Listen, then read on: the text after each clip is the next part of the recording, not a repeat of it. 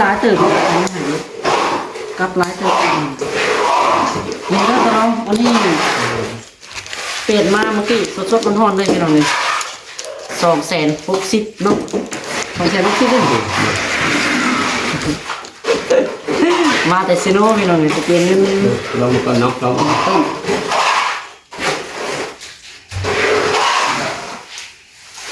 อันนี้ต้นของข้างกระรองนั่นนี่หรือว่าเขาเห็ดแบบพ่วงกันพ่วงกันเลยก็ได้แต่ว่าเอาเป็นเขาใส่กันเลยนี่ก็ได้ใส่กันเลยนะครอบครัวน้องหลานไม่ไหวกับความเดือดครอบครัวของเพื่อนเลยแต่เรามีทางน้องหลานกับทางความเดือดครอบครัวกับสาธุเอาอันน้อยกับความเดือดครอบครัวเป็นกับสาธุเอาพี่น้องขาดทางพักกระรองเห็ดต้นเห็นกระรองมาที่ต้นนะลำเหรวย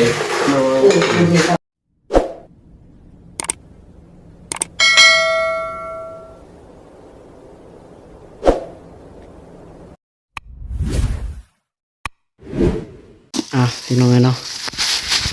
ตอนนี้ก็ หากามาเต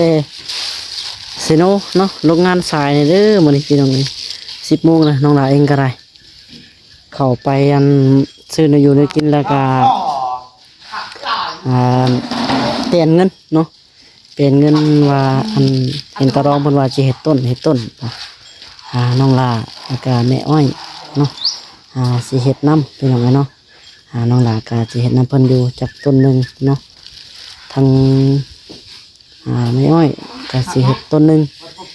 ทางพ่อน้ำเดี๋ยวเบิ่งเงินก่อนถ้ามันสิพ่อถ้าว่ามันเหลือกะเห็ดทางพ่อน้ำนะเห็ดเป็นร่วมน้ำกันเป็นยังไงนี่แหละมันนี่ซื้อ เอา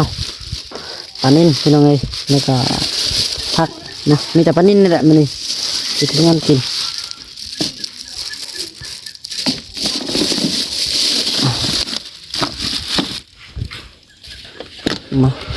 มาพ่อกันอีกพี่น้องเนาะเอาจังไรก็ได้ทักทายสบายดีแม่เอฟซีเบิดสุขุสุคนเนาะพ่อกับทางน้องหลาอีกเก้าก็เดิมทางตะรองเพิ่นพี่น้องสบายดีตะรองพี่น้องไงเนาะเมื่อวานนี่เจอเรื่องตกใจยังผันอยู่เมื่อคืนยังผันอยู่ยังผันบ่ตกใจเด้อโอ้ยพี่น้องเนาะขอโทษได้เนาะว่าอันเห็นFCบางคนเพิ่นก็ดราม่าน้องหลาอะไรกะพี่น้องเอ้ยอันหลายๆคนเพิ่นก็เนาะตะรองเพิ่นดีได้พี่น้องเอ้ยเนาะตะรองดีแล้วก็ครอบครัวดีพี่น้องเอ้ยเป็นตาสมเสยแล้วก็เป็นตาสดสวยพี่น้องเอ้ยเนาะเพราะว่ายังพี่น้องเอ้ยน้องหลาอันเฮ็ดคลิปนะเฮ็ดคลิปออกไปแล้วน้องหลาว่าน้องหลาเนี่ยเป็นคนพิษนะหับโทษแบบเสียเงินติดหนี้30 ล้านอะไรตะรองพูดว่าคำว่าตะรองว่าบุปะบุทิมคือบุทิมน้องหลานะพี่น้องหาเงินคำออกช่วยกันว่ะคือคำนี้แหละพี่น้องเนาะน้ำใจของตะรองเพิ่นพี่น้องเลยเนาะเอาจังไรก็ได้คือว่าเมื่อนี้ว่าสิเฮ็ดอันคือว่านี้กินตะรองว่าสิเฮ็ดต้นบ่แม่นจะสร้างต้นมาได้น่ะเอ็ดต้นเงินต้นนี้นะไปนั่นไปทอดไปวัดมือเป็นอันนี้ได้บุญข้าวพรรษาดิบุญข้าวพรรษานี่ถวายสังฆทานบ่หรือว่าจังใดเป็นยังไงเนาะทางน้องหลากาว่าสิเฮ็ดน้ำตะรองอยู่นะน้องหลาแล้วก็แม่อ้อยพี่น้องแม่อ้อยกาสิเฮ็ดต้นหนึ่งน้องหลาก็ต้นหนึ่งพี่น้องเนาะใช้อันถ้วย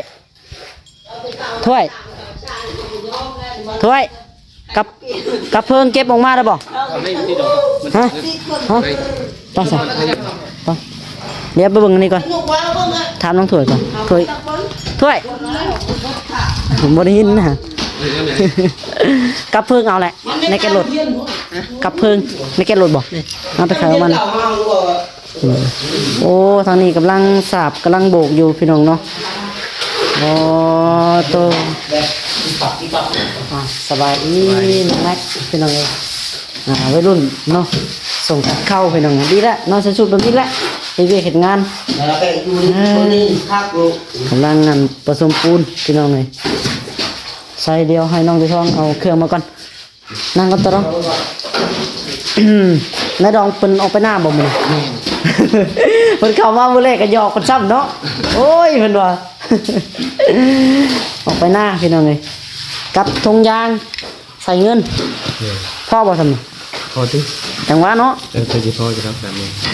ซื้อมา2ตับเป็นหยัง เดี๋ยวกดกันเอา ตับละ5,000 มาใส่ลงมือก่อน แล้วก็กับอันนี้พี่น้องกับเพิ่งเนาะ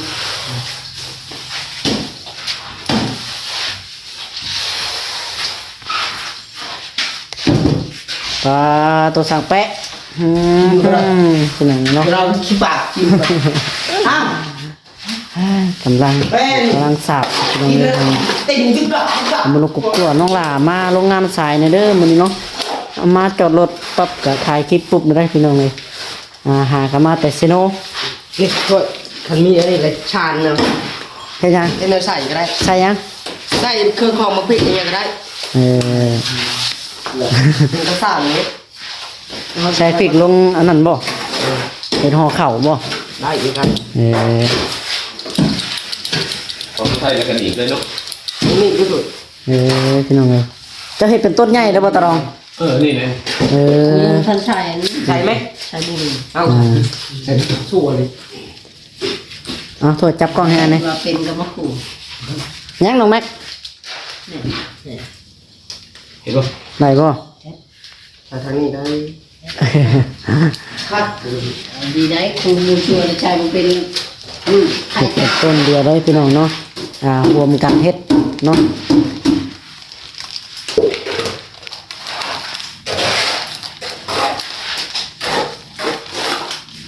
ได้ทางนี้ได้ เร่ โทษจับกล้องให้อันนะจับกล้องให้อันนี้ อันนี้มือตัวเอง มาพี่น้องเอ้ยหันหน้าลงได้มั้ยมันย้อนหลังใส่กล้อง ได้ป่ะดอก ฮะ ว่าเอาเข่าได้ลูกมัน ชายบ่เป็นเจ้าบ้าน นั่นแหละ นี่ใช่ว่าใส่เป็น ก็ใช่เลย มันก็ได้นั่นแล้วว่าเนาะ เนี้ยบุกแต่จะนี่ก็ได้ ได้เน่ดีพอแล้ว นี่ลองนี่นี่ได้ก็ได้นะลองเขาไปนี่ยังแช่มันออก ใส่กันป่ะยังไม่ใช่ลูก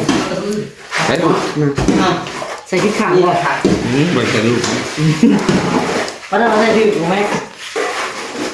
แต่ว่าแล้วยังทันชุด เอาไว้ผสมปูน เอ้ย นี่มันนุ่มๆนี่เป็นภูเขาให้ผม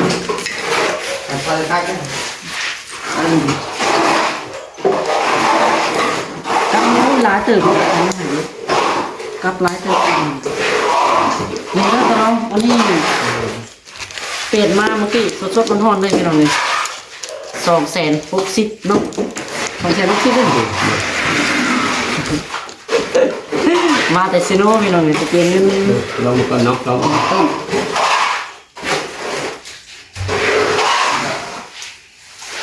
อันนี้ต้นของข้างกระรองนั่น นี่ หรือว่าเขาเห็ดแบบพ่วงกัน ร่วม หรือว่า ร่วมกันเลยก็ได้ แต่ว่า เอาเป็น เขาใส่กันเลยนี่ก็ได้ใส่กันรวมกันเลยนะ เยี่ยม ไม่ได้ เยี่ยม มือนั่นดิตอนแรก น้ำดีกูทานกินแล้ว ที่29ยังไม่มีตอนนี้วันที่ยังมันเกิดเรื่องมึงดู อ้าวนี่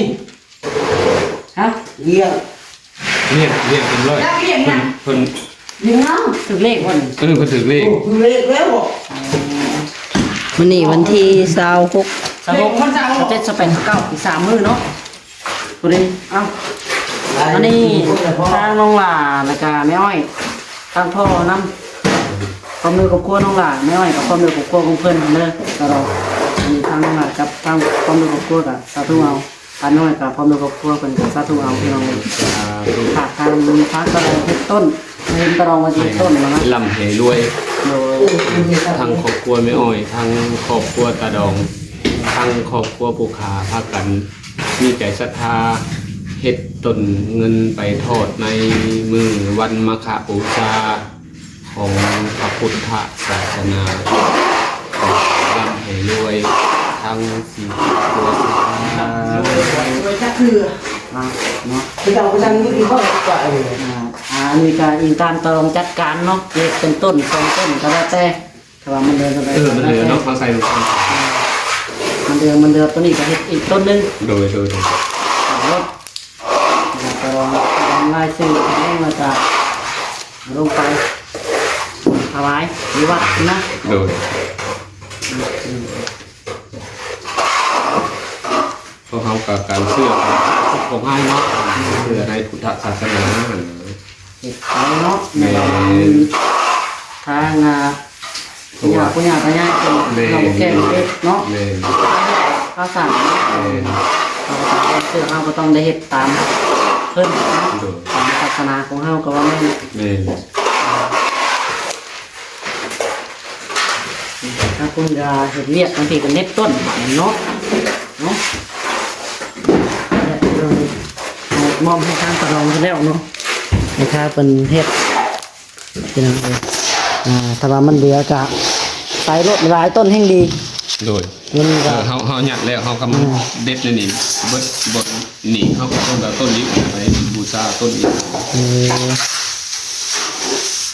เนาะอันตัวยับไปซอยทุกคนนะเบิ่งนี่แหละแผ่นมันนี่ก็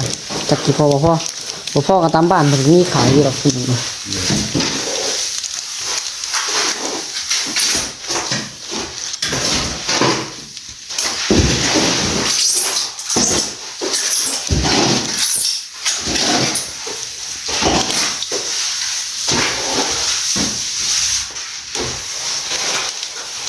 นี่ใช้ไปเลยก็ได้หรอ แม่นกดลงเลยกดทางไหนเขาทำมันเกิดกัน พี่น้องทานพอเพิ่นเนาะ นังยินอยังบ่น้องหล่าว่าอันจะเฮ็ดต้นนะพ่อยเฮ็ดต้นนั่งกับตะรองเพิ่น มันดีแล้ว เฮาก็เฮ็ดพร้อมด้วยครอบครัวแล้วก็ทางน้อยเพิ่นก็พร้อมด้วยครอบครัวของเพิ่นเฮ็ดร่วมกันนะเฮ็ดนํกันบ่ฮู้ว่าสิได้จักต้นจักต้นสิจังได๋น้องหล่าก็เปลี่ยนเงินมาหมาดๆเลย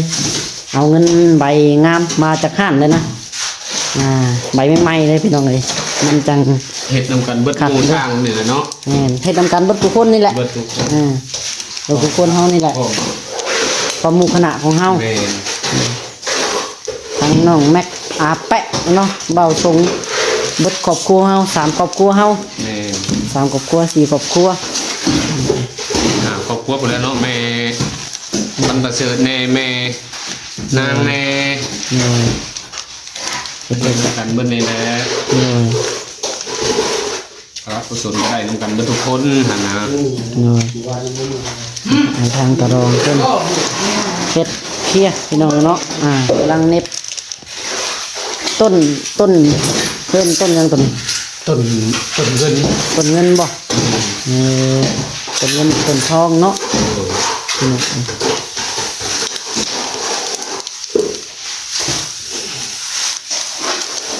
นี่วันที่29เพิ่นเริ่มหรือว่าทางบ้านเฮาก็ได้เฮ็ดคือกันบ่พอ ขึ้น บ่พอ เห็ดเดียว คือเดียวกันเนาะเบิดผุด เฮ็ดคือเดียวเบิดเนาะมื้อวันที่29เนาะมื้อวันที่29พี่น้อง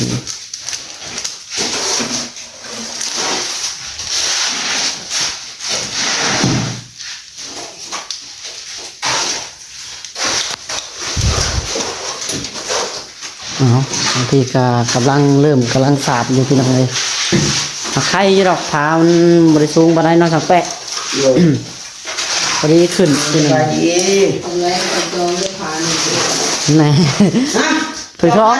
โอ้ยเรา ปากกว้างเด้อ เราไปจองลายจองพัน จะได้ใช้ผ่าน ขึ้นไปขึ้นจันอุ้ยคนหนักเด็กคน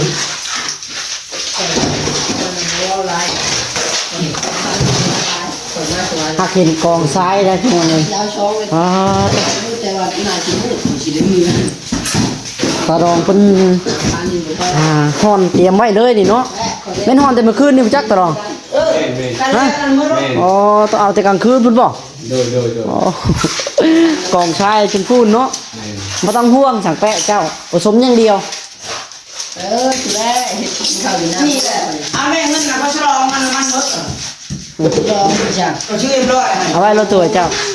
เอาไว้ ไม่เอาไปแล้วชาวนี้ให้เดี๋ยว เอาให้แล้ว เออ เอาให้ค่อยบ่ฮะ คนมาแล้ว เอาให้ค่อยบ่ฮะ เจ้าให้ เออ ไป ให้เวลาแล้ว นี่เราให้ค่อยได้ตัวเอ้ย พอแล้ว นี่ จะเอาเลยผมครับ เราให้คนต้องได้แบบ แต่เอาแล้วตัวชื่อนี้ก็ชิทำสิ เราให้สปอนเซอร์ แหน่จ้ะกินว่าให้ โอ้ย 3,000 ลองวันเสาร์ เพิ่นให้คอยเพิ่นให้คอยกับแพ้เพิ่นถึงเล ว่า ข เพิ่นยังกลัวได้ไป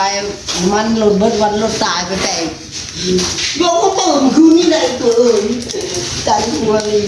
คนละอาหารปีนตัวอุเทนก็ยังไหลอยู่อย่างแนวแล้วก็ได้ เดินกับมึงอีกเปิ้งเลย คนแน่รถใบตายก็ว่ารถตายอะแปะ เติมนี้ แปลกๆ ว่าเอาไปเนาะเอาแปะมาตรงเอ้ยเจ้า ทางนู้นไว้ตื่นอ่ะ ฮะ กันน้ำมันอ่ะเรียกว่าดิ เงินทางหลวงจ้ะ มาแล้วก็ตื่นเอาไว้ โอ้หลอกมายุดเนาะมันก็เบิดแล้ว เดี๋ยวหาก็ออกเช้านี่คืนนี้เขาก็ไปแล้วเขาก็ไปยาเวทเขา เอาใช่จังเนี้ยใช่ครับ เขาไม่ได้ขี่ไปย่างย่างมันกินมันเมา ขากล้องบ่มีพี่น้องน้องหลายเองก็ได้ เติมได้ไปก็บ่ เขามีขาตั้งกล้องตั้งไว้แล้วก็ ชื่อนั้นไม่ให้ จับยัดเงินใส่กระดองพี่น้องเอ้ย เท่าได้น่ะ ไปรอตามซิโนก็บ่มีครับโอเค ซ้ำไม่บาดง่ายอยู่แล้วก็ชื่อ เราซื้อป้อมน้ำมันส่วนยางแท้ อิหยัง เป็นซื้อน้ำมันป้อมส่วนยาง เขาชื่ออยู่บุไรบ้านง่ายอยู่ไร เอ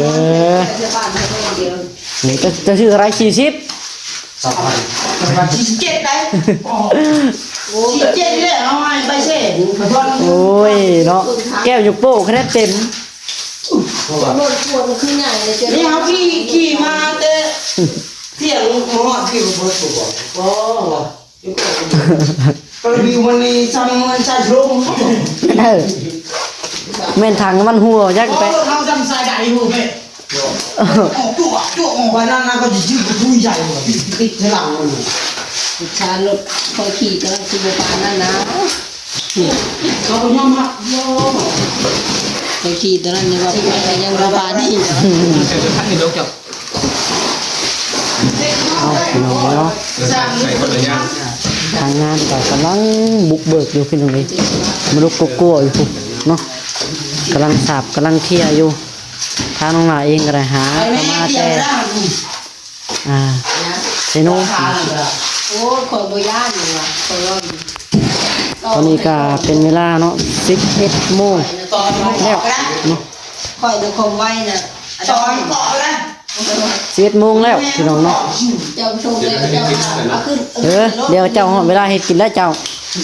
ทางสร้างเพิ่นเฮ็ดอยู่ กินแล้วให้เจ้าขึ้นนั่น นี่ไว้จังหน่อยแล้วก็ไว้แมลงยังเน็บใหม่ แม่แม่ อ่าตอนแรงทางในดอกมันมาแต่หน้าละให้เพิ่นเน็บ นิดเดียวกัน เน็บใส่กัน กินนิดหน่อย เอ้ยเนาะหมากกระแจตะรองเก็บไว้อยู่เมื่อวานนี่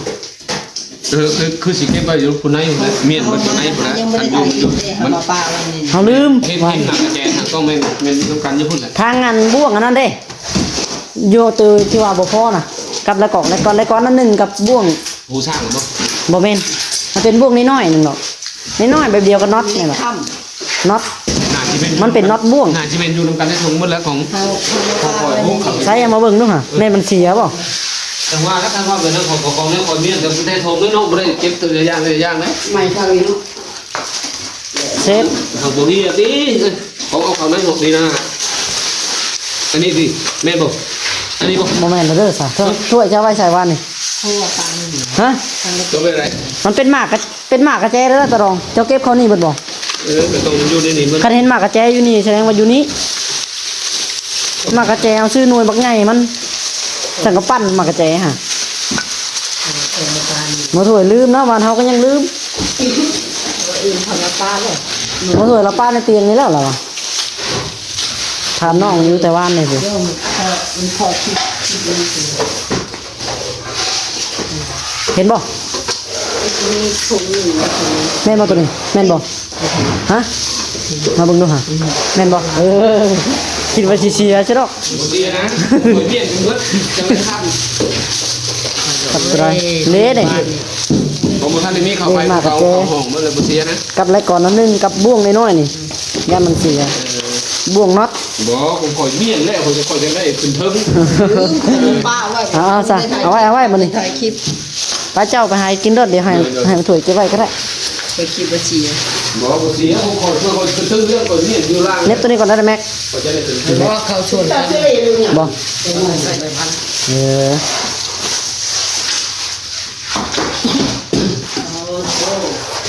หายมุกเลยแม่ ฮะ หายไงเขาจะไปย่านคือนำชมคืนในเขาพัน ได้ปูนยังไง 2คนแล้วเนาะเอาคนละกระมังเนาะ นี่ก็เอ็นนี่ชายได้ใครใครเอ็นเลยก็เอ็นคอยนาทีคอยพี่หรือพี่ถือนั่น เอารถกลับไปห้ามไว้จะทำเอา ไงเฮ้ยอันนี้จอมชามผาเอาเงี้ยติดมาเลยเด้อลุงจอมสอง ตัวลงชิ้นแรกช่องมือบ่เนี่ย มื้อนี้ของเขาเว้าจากแล้วเพื่อมันสิแล้ว ไปอยู่ได้ ตัวเฮ็ดเวียกว่าบัดนี้ มันตัวเร็ว ได้แม็กเอ้ยคุมให้ลูกหัวหน้าจะรถบัน ได้ ผสมปูนกระคักมันเข้าบ่ในตีรถ แล้วสาวทำไม่ใช่นี่ไม่ได้ เตรียมผู้ก่อนก่อนก่อนจะยิงแล้ว 3 มื้อแล้วเนาะ3 มื้อเลยแล้วเนาะ ตัวช่องมือจะเนาะ เลยอ่านเลย 3 มื้อแล้วเลย จัดไปเล็ง ไอ้นี่บอลร้ายแต่แรงอีกครั้งเอาชองก็ไปเอาเกียงก็ได้เอาไปจะเลือกให้ได้ก็ได้ได้นี่เลือกเป็นคนนี้ว่าคนน่ะชอบพยายามเลือกตัวก็ได้ว่าได้ไหม ฝนตกนั่นเอง ว่าได้ว่าได้มันดีกว่าพันในเท้าพันบอก ๆฮะเปลี่ยนนะ